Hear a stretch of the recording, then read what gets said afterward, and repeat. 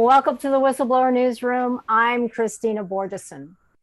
My guest today has been on a thankless mission to expose the global child sex trafficking epidemic, including rings like that of Jeffrey Epstein and Ghislaine Maxwell, who trafficked children as part of a blackmail operation targeting the powerful. No major press outlet, says journalist Nick Bryant, seems to want to delve too deeply into this subject. To wit, after getting Epstein's Black Book of Contacts, it took Bryant 3 years to get any press interest in publishing it, and no press outlet has really investigated the related activities of any of the big names in that book. And clearly to date, no law enforcement agency or court seems interested in getting swift justice for the victims and real accountability for the perpetrators. Now, as opening day of Maxwell's trial nears, Bryant has gone beyond his role as a reporter to single-handedly organize an upcoming December 4 rally in Thomas Paine Park in New York City on behalf of Epstein and Maxwell's victims. He's here to talk about that today and the long, difficult journey that drove him beyond his role as a journalist to advocate for victims of trafficking. Welcome, Nick. I'm glad to be here this morning, Christina. So, we had a recent conversation and you said something that really struck me. You said when you started reporting on this, you said the world just shut you out, that was your experience. So could you talk to me about when that started happening and what forms that took? I started investigating what I call a power broker pedophile network in 2002. It was very similar to Epstein's network, where kids were flown around and they were pandered to the rich and powerful. There was hidden cameras and blackmail involved, a link to intelligence, and also unbelievable legal aberrations were deployed to cover it up. It was almost, in certain areas, almost identical to Epstein and Maxwell's trafficking network. And I started to pitch the story. I went to Nebraska and I was able to get a lot of documentation. Actually, when I started investigating Epstein in 2012, I was able to get his Black Book almost immediately out of the gate. How? Let me come back. Okay. But with this investigation, I did acquire a lot of documentation, and I had a list of 60 victims and a list of a number of the perpetrators, as well as I had airplane manifests and police reports. I was very fortunate the first time I went to Nebraska in 2002. So I came back to New York City, where I live, and I started to pitch this article. And a number of the editors and publishers I met with, I would pitch to them. And initially I would see some kind of interest in their eyes. I mean, this happened repeatedly. So, I mean, I kind of got used to it. Initially, I'd see some kind of interest in their eyes, but then all of a sudden their eyes would go blank and they would give me some disingenuous excuse of why they wouldn't publish the story, generally because it was too old or, I mean, who knows? And what it was, and I came to see this, I mean, it was very, very salient to me. It was cognitive dissonance. They initially looked at this story and said, Nick Bryant is onto something. And he's got this list of 60 victims. And when I showed editor the list at one meeting, he sighed. I mean, it was like a sigh of exasperation. But then all of a sudden, the cognitive dissonance kicks in and they say, well, this is a horrible story and we can help Nick Bryant, or we can just write Nick Bryant off as a conspiracy theory loony, and then we don't have to do anything. Why, if you're a journalist, why as an editor, would you not want to do anything? This has a lot of moving parts, and I think that for the most part, editors and publishers are somewhat xenophobic. They'll go with stories that they're familiar with. This story kind of broke the mold. There wasn't a story like this where children were flown around the country and pandered, and there was an intelligence connection, and there was blackmail, and there was unbelievable legal aberrations. We saw this with the Jeffrey Epstein case, but when I was introducing the Franklin scandal about that first network, when I was initially pitching the Franklin scandal, no one had ever heard anything about it. And where Americans are unbelievably naive, and I also think the media is also. Really? They do not think that there's a tremendous amount of blackmail in their political system. They just don't think, the media doesn't report it.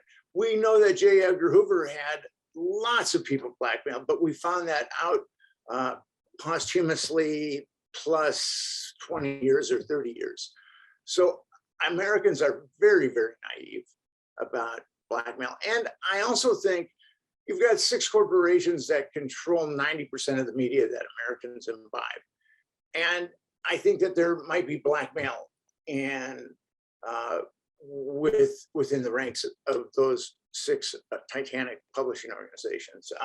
There's one superstar journalist that I'm aware of who I believe is compromised. I only have one source on it, but I'm pretty, that source has been pretty solid. So that's another thing that frightens publishers, is the blackmail component. You said to me, just like oil fuels the economy, you told me that what Americans don't know is that blackmail fuels the entire political system. That's a huge comment. I said blackmail was the oil. Was the oil, okay. Of the machine. And with a number of things that you see in the media, as far as machinations of our government, it's not, I mean, the vast majority of Americans wanted a single payer system when Obama was in office. And actually, Obama could have done that. He had the votes, but we ended up with this wacky private insurance scam. The vast majority of Americans wanted us out of Iraq and Afghanistan for years. The vast majority of Americans for years. Yes. But yet we stayed in Afghanistan and Iraq. I think in this situation that there is blackmail going on of our legislators, because they are actually voting against the body politic of their constituency. You talk about Americans being naive, but when I see that, like the Franklin scandal, for example, this scandal that you said that you got, what kind of documentation did you actually possess on the Franklin scandal? I had amazing documentation. I had documentation as good as it gets.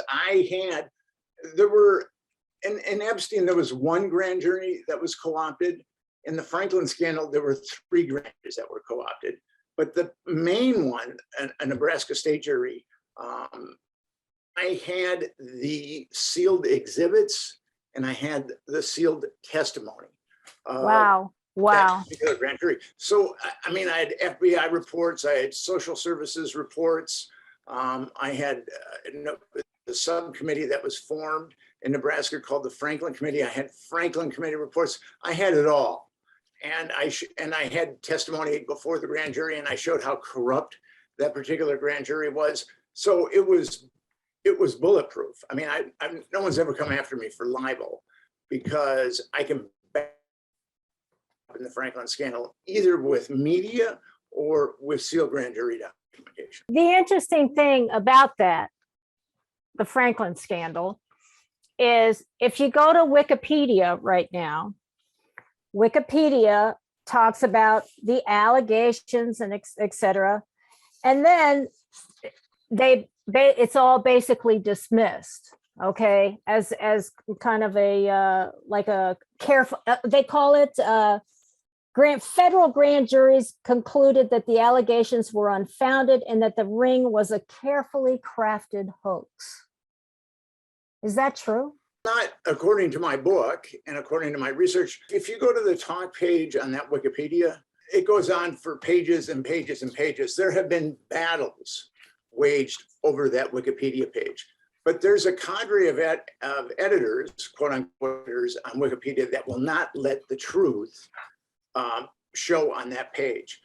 I tried, myself and some others tried to take these editors on, and it's like Omaha Beach during D-Day. They are not going to give an inch. They are not going to give a quarter.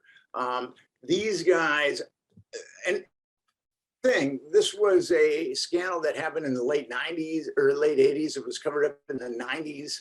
It's still being covered up. And it's still being covered up. And why is it so important for the people on Wikipedia to keep covering it up?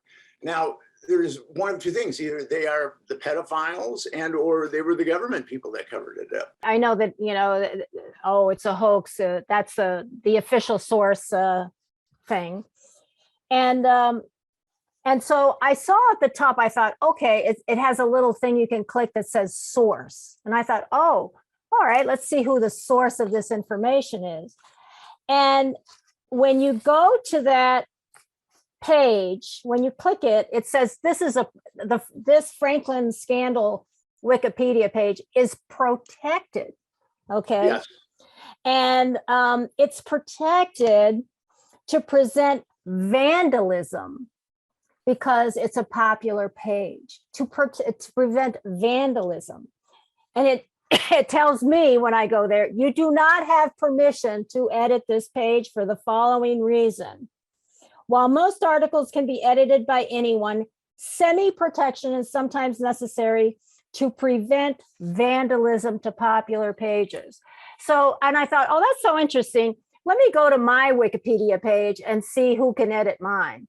Anybody can edit mine.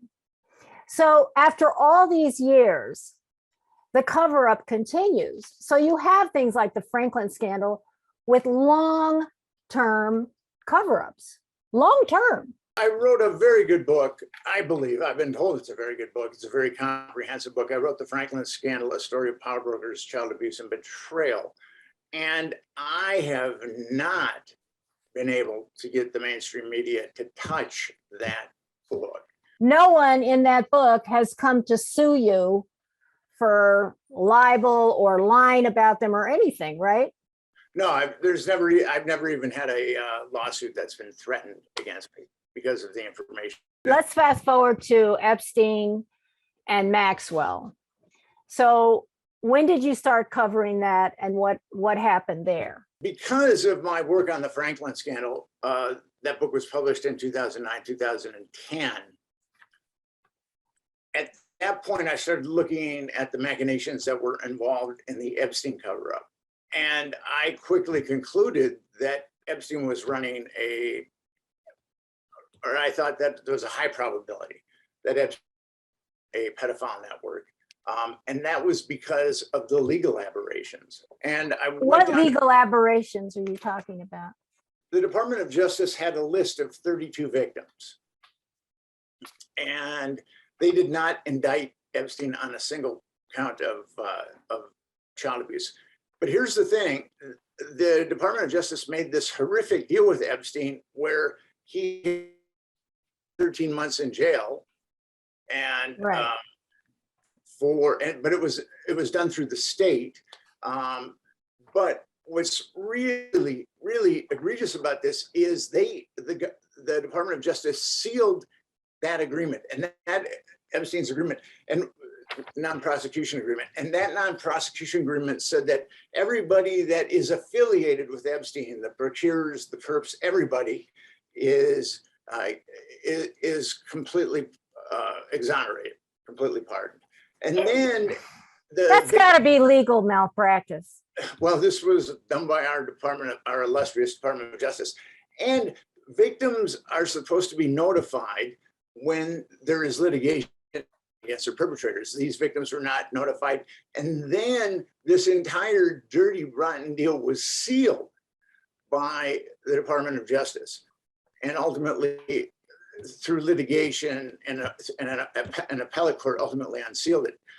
So once that occurred, I knew that I could see the same aberrations of justice that were going on in the Franklin scandal. And that's why I went down to Florida for the first time in 2012.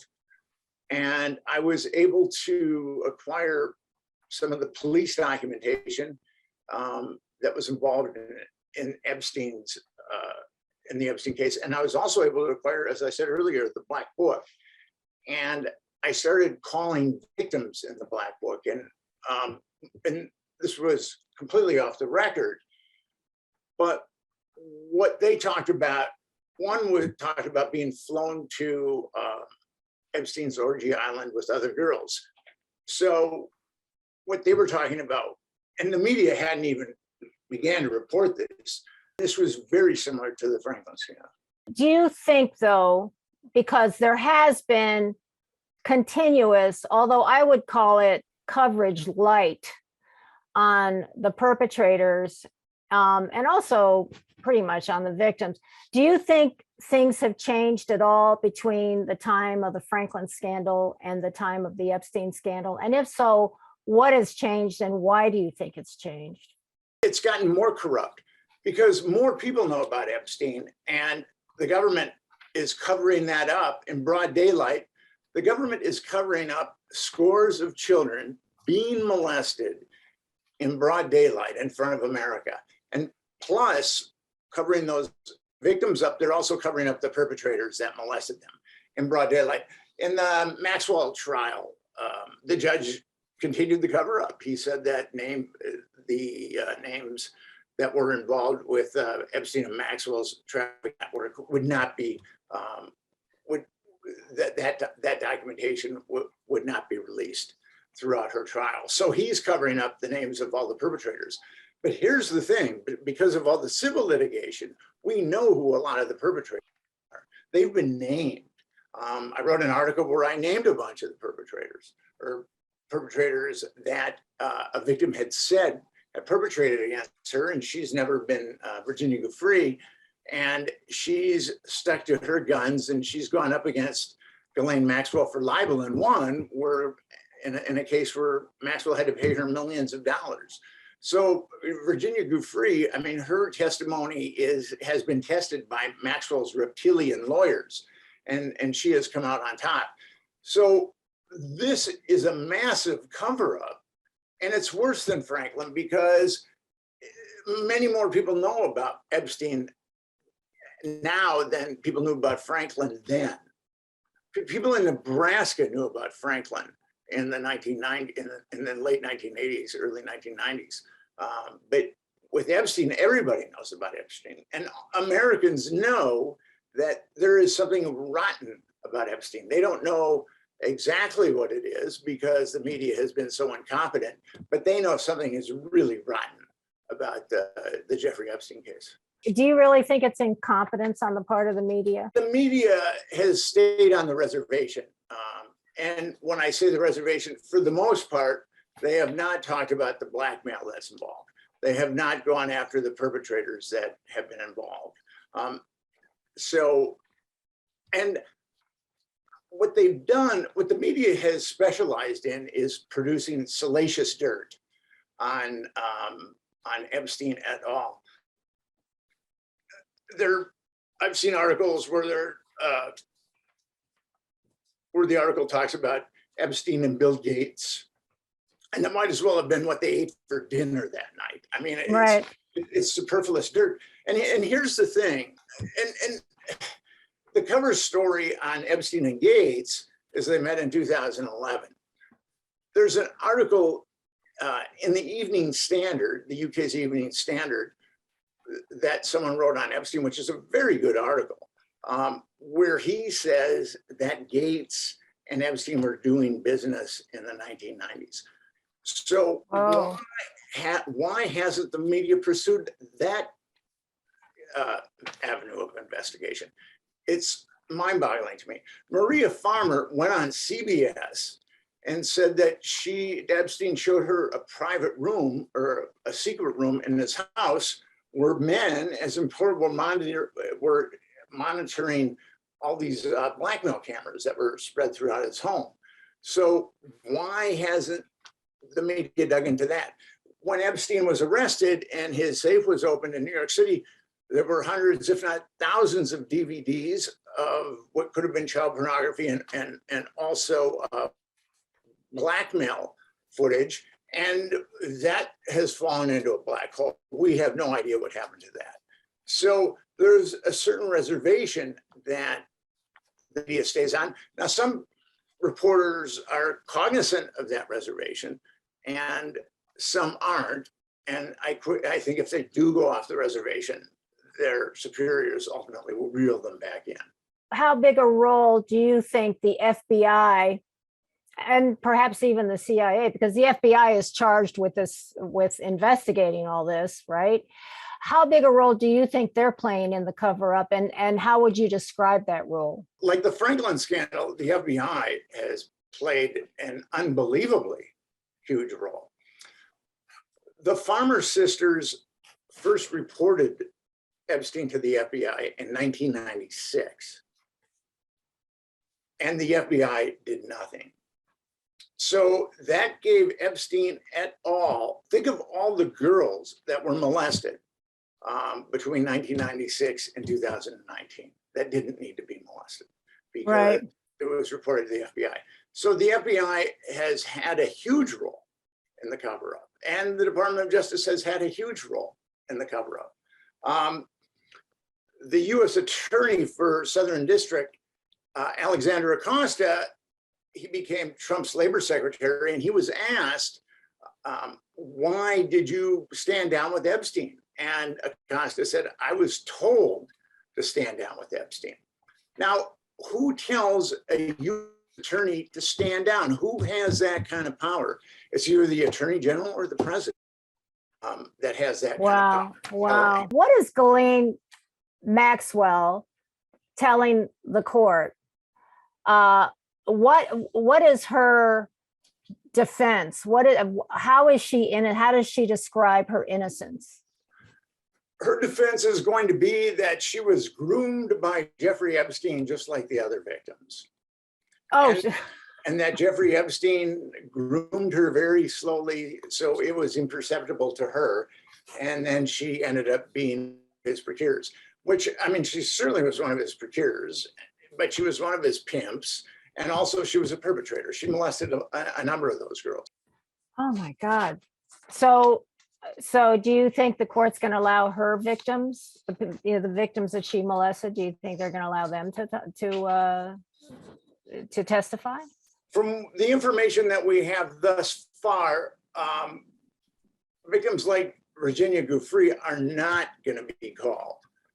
There's going to be other victims called. We don't know exactly who they are, but these victims, I believe, aren't going to have a lot of knowledge of Maxwell, or they're going to be told to truncate their knowledge of Maxwell. Well, hold up now. Are you saying that the people that she actually molested are not going to be allowed to testify? Yes. Well, here's the thing with that. What? Ghislaine Maxwell trafficked scores of children. And she's only indicted on one count of child trafficking. And that's a heavy duty count. It carries from a sentence of 15 to life. She's only been indicted on one count of child trafficking. That in and of itself is a total travesty of justice. She should be looking at, she trafficked children for years with Epstein. Now, how did they manage to whittle it down to one count? Because again, this was a grand jury, and grand juries are very easy to, and if it wasn't a grand jury, it was the Department of Justice just going into cover-up mode, like they've gone into cover-up mode throughout the entire Epstein saga, probably starting in 1996, because the FBI, it was reported to the FBI in 1996 that Epstein was trafficking kids. And it's hard to believe that it would have stopped there and not gone to the, it's conceivable that it could have stopped in the FBI, not gone to the Department of Justice. But then the Department of Justice, as I said earlier, had a list of 32. Epstein did not indict him on a single count of child abuse. So now when we talk about that, we're talking about Eric Holder's Department of Justice, for example? Right, who was Attorney General back then? Epstein cover-up was covered up under the George H.W. administration, was covered up under the Barack Obama administration, was covered up during the Donald Trump and also presidency, and has thus far been covered up under the Joseph Biden administration. So you have 2 Democratic presidential administrations and 2 Republican presidential administrations that have covered this up. So the Democrats and the Republicans are equally culpable as far as covering up all the young girls that were. I mean, I just wonder if somebody wanted to do this, you know, if a case could be made against all the attorneys general who have been covering this up. I mean, that seems to me criminal legal malfeasance to, you know, to interfere in a case that involves child sex trafficking, and to suppress the names of the witnesses, and to not allow courts to prosecute, to have that information and prosecute accordingly. You know, I mean, to me, that's, first of all, it's your FBI that's gathering all the hard evidence, okay? And if your FBI is gathering all the hard evidence, and you're limiting the liability of the perpetrators, that means the hard evidence is probably not going to all be presented either. And you know, it's so interesting to me how, you know, certain people like Hunter Biden, there were all kinds of, when they got a hold of his laptop, they were releasing pictures and stuff. Nothing has been released from the Epstein and Maxwell stuff. Nothing, you know. And I don't know. What do you think is going to happen with her trial? I don't know. Her trial is already a travesty. I mean, she's only indicted on 1 count of child trafficking, and the judge has stated that the names of perpetrators in that network will not be named. So we already have a travesty. If she gets time, it's going to be what the Justice Department will consider its pound of flesh for the American people.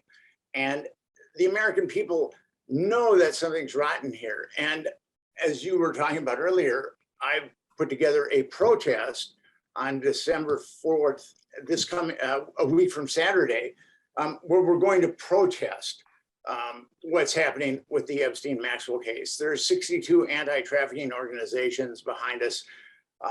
Your viewers can go to epsteinjustice.org and they can take a look at our website, the rally's website. We need people to hit that park, Thomas Paine Park, on a week from Saturday, December 4th. And we need to show a force to show, not a force, of course it's going to be a peaceful rally, but we need people to show up at that park to say, hey, to our federal government, that it's not okay that all these children got molested with impunity.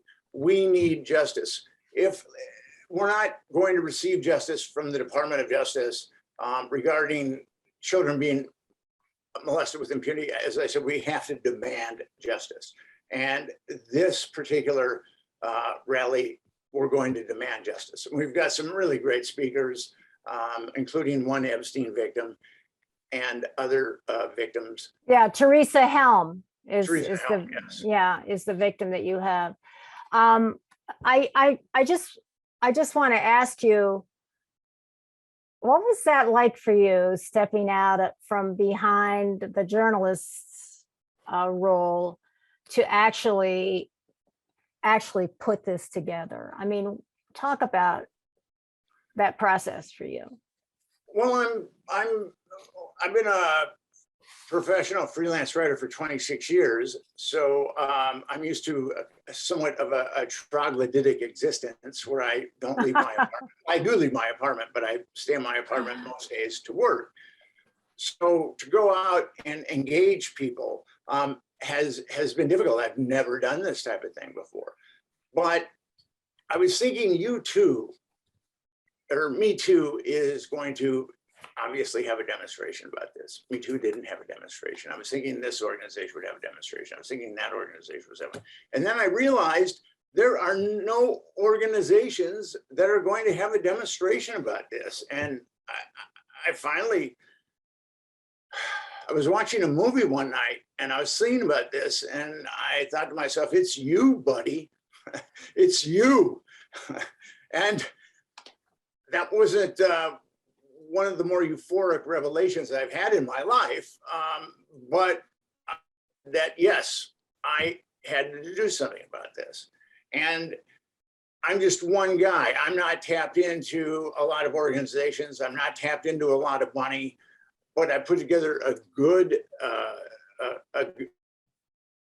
speaker lineup.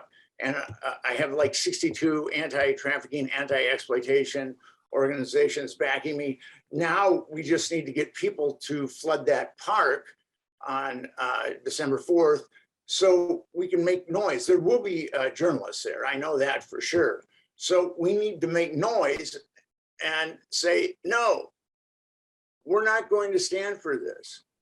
Our children cannot be molested with impunity, no matter how powerful or well-connected or wealthy their perpetrators are. They cannot be molested with impunity. It's interesting that you cross that barrier in a sense, and I completely understand it. I mean, that's why I have this show. I had to cross the barrier in a sense to advocate for whistleblowers, because I realized that, you know, if you really want the truth on something egregious, it's usually the whistleblower who's going to give it to you. And they're, you know, they are put through hell, or they're completely ignored, and they're living in a silent vacuum because nobody wants to address the information that they have. And I just think that this is such a huge, the child sex trafficking thing has such huge interests behind it.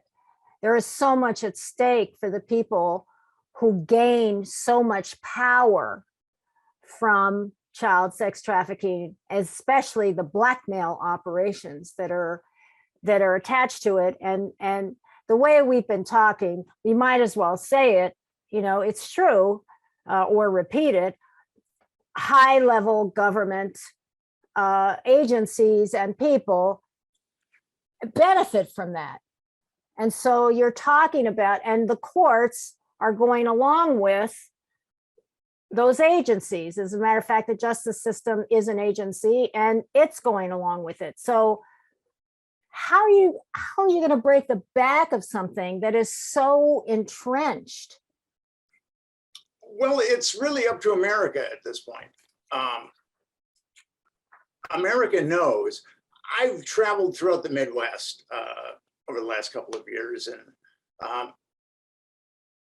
people don't know that I put Jeffrey Epstein's Black Book on the internet. They don't know that I've written the Franklin scandal, but I've talked to people, and everybody that I've talked to, when Epstein comes up, they know that something is rotten with Epstein. Every single American knows that something is really rotten with Epstein. Now, we need Americans to do the right thing.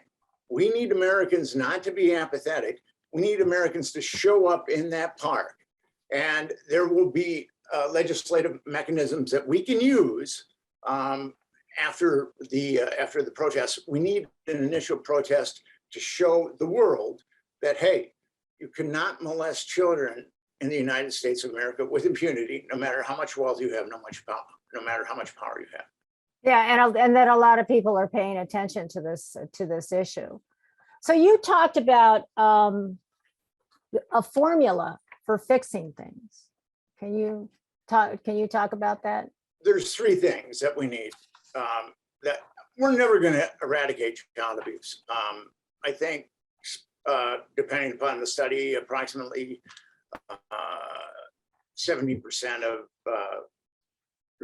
underage girls are abused by their family members. But then you've got priests, you've got teachers, you've got coaches. Larry Nassar, the Olympic doctor, I mean, he was reported to the FBI 5 years before he was ultimately stopped. So he molested 120 additional. So obviously he was protected too. And the government is trying to make it look like there is one bad apple in the FBI, but no, that guy, an FBI agent by himself, there's no way he's going to cover this up. I mean, he's going to have people above him that are signing off on this cover up, because he knows covering up child abuse is one of the most heinous things that an FBI agent can do, if not the most heinous thing. So he's not going to go out on a limb by himself. Well, I actually interviewed an former FBI agent. She was a whistleblower who was talking about trying to prosecute child sex abuse on these Indian reservations. And it turned out that the guy who was first of all, she said it's not an FBI priority.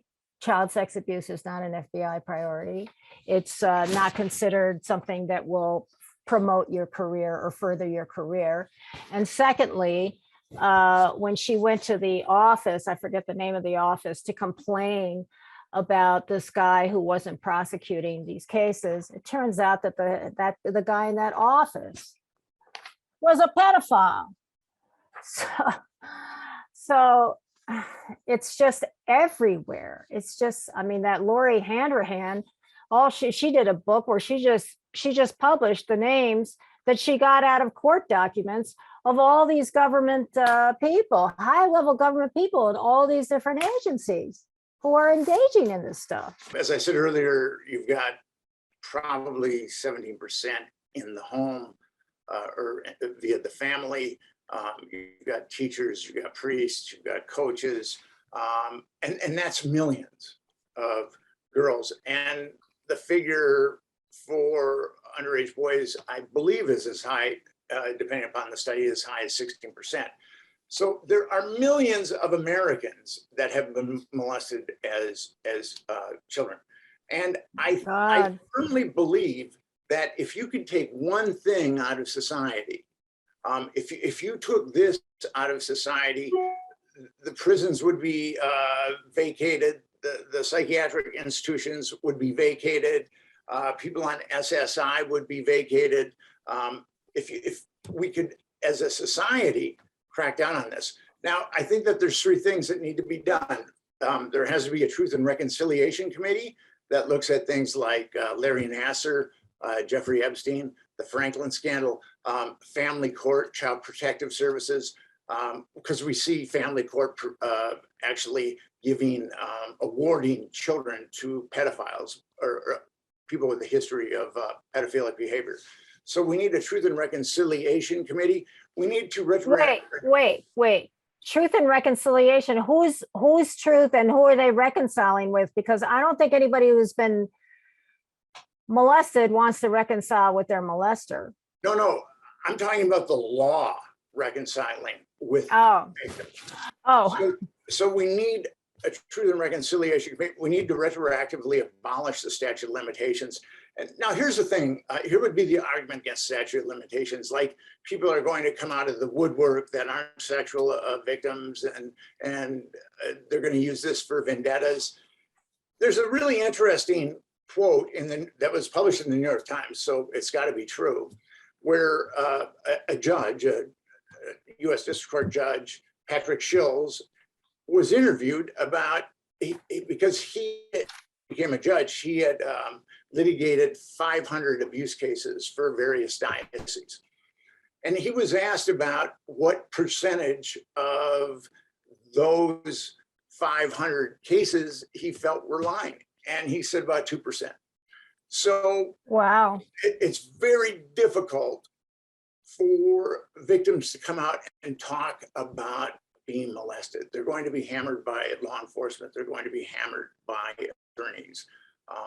It's not an easy thing that victims do when they come out and say, hey, I was molested. So we need a Truth and Reconciliation Committee.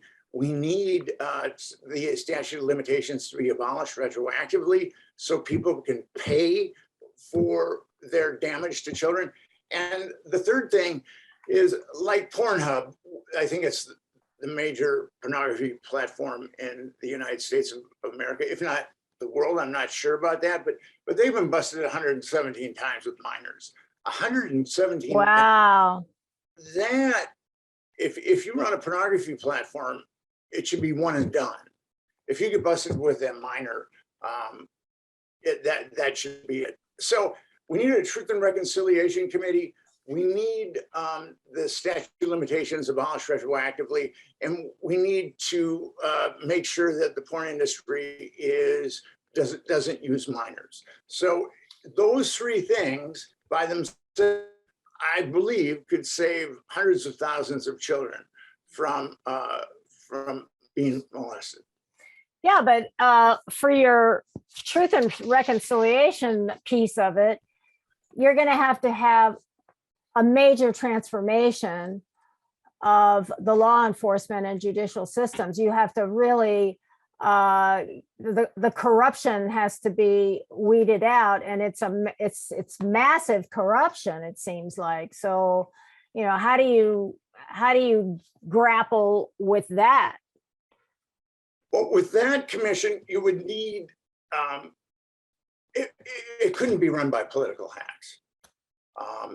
There could be political politicians that were involved in that, but it would have to include concerned citizens that are in the battle on the front lines of trying to eradicate child abuse and child trafficking. So you would need those people too. If it was just going to be politics or politicians, then it would be politics as usual, which we've seen in the Epstein cases, just about covering things up. Don't you think part of the piece has to be that there has to be a retroactive look at investigation of all the people who were involved, and I'm talking in the justice and law enforcement systems, who were involved in suppressing information, in distorting, in undermining the investigations and protecting the perpetrators? Well, I mean, why shouldn't some attorney generals go to jail for this? Why shouldn't people in the FBI go to jail for this? Why is it that these people are immune and, oh yeah, we're going to start this now, but all this stuff that they've done in the past, we'll just let it slide? I mean, it's so galling that they get away with it and have gotten away with it for so long. It's galling to me that Wikipedia is allowed to continue the cover up. You know, there should be a case against that. That's hurtful to the victims. Yes, indeed. And protects the perpetrators, whichever one of those. It's up to Americans at this point. There's going to be a rally in Thomas Paine Park on Saturday, December 4th. We need a lot of people to show up. It's really up to you, America. Do you want this system to continue that actually where children get destroyed with impunity? Do you want this system to continue where a porn platform gets busted 117 times with minors and just keeps on going?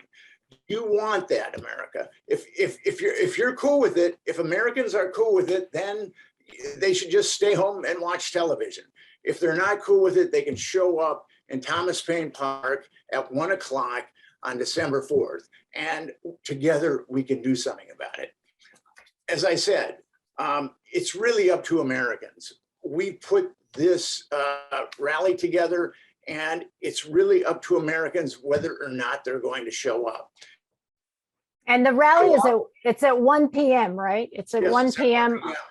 on, And if you know about this rally and you don't show up, you yourself have culpability. And what's about to happen with the Ghislaine Maxwell trial, where all the perpetrators are coming, and the Ghislaine Maxwell trial is a travesty of justice because she's only being indicted on one count of child trafficking. So America, if you want that, if you're cool with that, if you're cool with these child molesters getting off, if you're cool with the Department of Justice and the FBI not pursuing child molesters, if you're cool with Ghislaine Maxwell's trial being a travesty of justice and a cover-up, sit home, watch television, watch Netflix and chill. Or you can come to the park, Thomas Paine Park, on December 4th at 1 o'clock. Saturday. That's a Saturday, right? Saturday.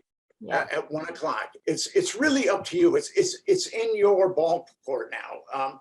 People have gotten together. We've created this protest, and it's really up to you whether or not you want to see politics as usual, which includes children being molested with impunity, or you want this to change. It's up to you, America. Let's talk about the people who are going to be there. You have Taina Bien-Aimé. She's the executive director of the Coalition Against Trafficking in Women, right? She is an amazing person, and she was actually the first person I asked to speak. I've been so impressed with the Coalition Against Trafficking in Women that I asked her to speak. Teresa Helm, I've known her for about 1.5 years now. She was part of the petition that I put together. And actually, she is getting into activism herself. Chris Hedges is a Pulitzer Prize recipient for journalism, who really believes in telling the truth. He used to be a superstar at the New York Times, and I think that his telling the truth kind of might have led to his he and the New York Times no longer being one.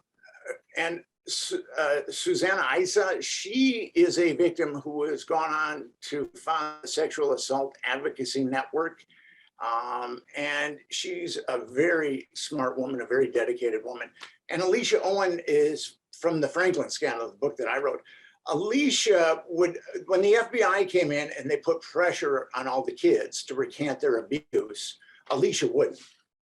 Wow. So Alicia was indicted on 8 counts of perjury by a state grand jury and 8 counts of perjury by a federal grand jury. She was looking at 200 years in prison, and she still refused to recant. And a kangaroo court found her guilty of perjury, and she was a 21-year-old kid that was indicted on all these counts of perjury. She'd been trafficked as an adolescent. And she was sentenced to between 9 and 15 years for perjury. And the authorities really wanted to destroy her. She was in solitary for nearly 2 years. And she is going to speak. And I think that she can be a huge asset to this movement that we're starting to create. And I will speak. I think this is a wonderful kickoff for Ghislaine Maxwell's trial. But I'm wondering, after this is over, are you planning on doing anything else? Are you planning on trying to get other places to rally, or what are your plans? Here's the plan. The Center on Sexual Exploitation, which is a organization that has also impressed me, is giving me software where people can go to the rally website and put their name in, and there's already a message to the Department of Justice. They can put their name in and hit send, and then that goes to the Department of Justice. So we can inundate the Department of Justice with multiple emails, hopefully thousands of emails. And then if we don't see any movement in the realm of justice, we will have another demonstration in Washington, D.C., and hopefully around the world or around the country. This is the plan, but it all starts on December 4th, and it's up to you, America. Do you want to do something about this, or do you not want to do something about this. Now, what is the website for getting in touch? EpsteinJustice.org. EpsteinJustice.org. Yes. Okay, so and you're calling this rally "Survivors Standing with Survivors," right? Well, And the reason why we're calling the rally that is 99% of survivors, their perpetrators are unscathed. They have no ability to actually hold their perpetrators as or to testify against their perpetrators. So these survivors have never had a voice. And the reason why we're calling it Survivors Stand with Survivors is we're going to give these millions of survivors a voice to help the Epstein survivors if these millions of survivors want a voice. Again, it's up to these survivors if they want to help these other survivors get a voice. So hopefully there's enough survivors out there that are willing to, even though their cases haven't been adjudicated, will never be adjudicated, that they will give these survivors, the Epstein survivors, a voice. It's up to the American people, it's up to these survivors. so basically what you're trying to do, it seems like, and I think it's a wonderful thing, you're trying to create a crack in the wall that will force, because right now it's just a complete wall of law enforcement and judicial resistance to any kind of justice and accountability, justice for the victims, accountability for the perpetrators. It's just a wall. It's a huge wall, and it's a wall of the powerful. You know, and the thing that always strikes me when I think about this is how I don't know, I don't want to sound angry about this, but I always think to myself, you know, these people at the top, the people underneath them are the ones who are actually actively engaging in keeping this wall intact. You know, they want to keep their pensions, they want to keep their salaries, they want to keep their jobs, they don't want to. And yet, don't they realize that in the end, this thing is coming for you and your kids too? I mean, look how prevalent it is. I've been watching this HBO series called Black and Missing, and oh my God, I mean, I'm crying my way through this series because, I mean, these poor kids, they're grabbing the children of color in record numbers. And of course, they get even less attention from law enforcement and the justice system. So I applaud you. I applaud what you're doing. And and I'll be there. As I said, it's up to America now. There is a protest. We are going to be there. We are going to have good speakers. It's up to America whether or not they really want to help these victims. And if America decides not to help these victims, I really feel sorry for America. Well, you know, America, that's a big broad brush. You know, every individual, they have their circumstances in life and so on and so forth. And I understand your position when you have something that has touched your life so deeply in so many ways that you sometimes feel intolerant. And I sound like that too. You just heard me say, I don't understand why these people want to keep their jobs and their salaries when they know that they're covering up child sex trafficking, because I think the killing of the soul of a child is the worst crime ever. I really do. I can't think of anything worse. And yet, you know, I don't know, but I hope you have a huge crowd on Saturday. And I encourage everybody I'm going to share this screen one more time. Everybody on Saturday, go down there to Thomas Paine Park in New York at 1 p.m. and stand tall with Nick and his speakers, and be grateful. Be grateful to Nick that he has put this together. This is a big deal.